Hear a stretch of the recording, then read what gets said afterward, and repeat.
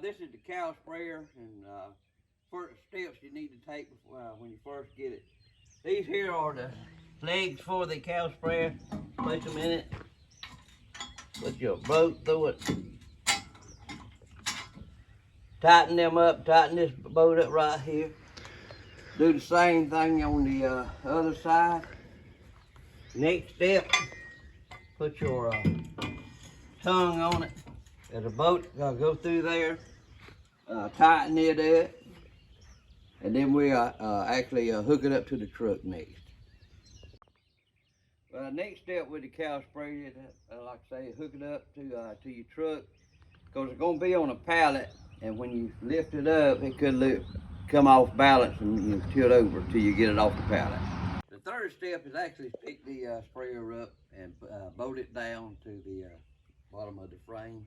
This thing is very well built, and it's heavy, so you probably need 2 people to actually pick it up.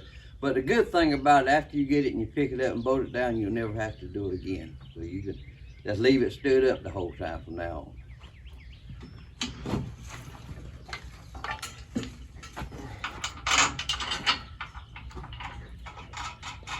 Put your bolt in it, your nut on it, and tighten it down. Next step is we put the limit switch arms in place. Stick them in here. Center them into the middle. Tighten them down just like we do. All the other bolts that need to be tightened down. Take your limit switch casing, where your limit switch is at, place it.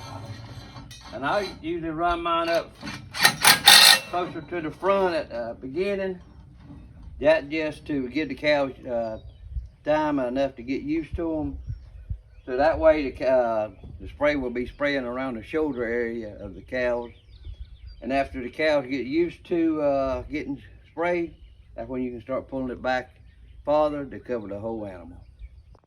The 5th step is actually put the battery in it. You'll need around a 340 cranking amp lawnmower battery. Take the place of it. In place, put your battery cover on it. Secure it down. Put your nut on it. Make sure that you tighten enough for the battery won't go back into it to be secured down. Your next one is you got 2 wires coming out of your electrical box, and you got 2 wires coming out of your solar panel. Make sure you take your 2 red wires and place them on the plus side of the battery. Also, your negative wires goes on the negative or minus sign that's on your battery. Place them on it, tighten them down, and you're ready to go.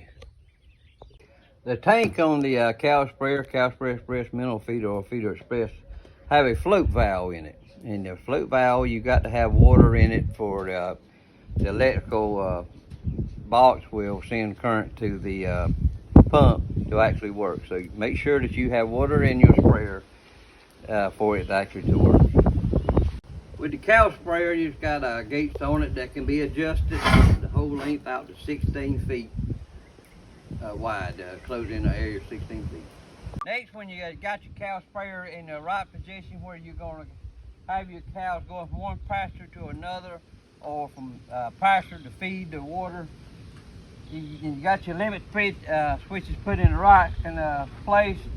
Simply these rods right here that got your cables in, simply push them against the limit switch tubing, tie them down to your limit switch tubing, and you got many years of enjoyment with your cow sprayer.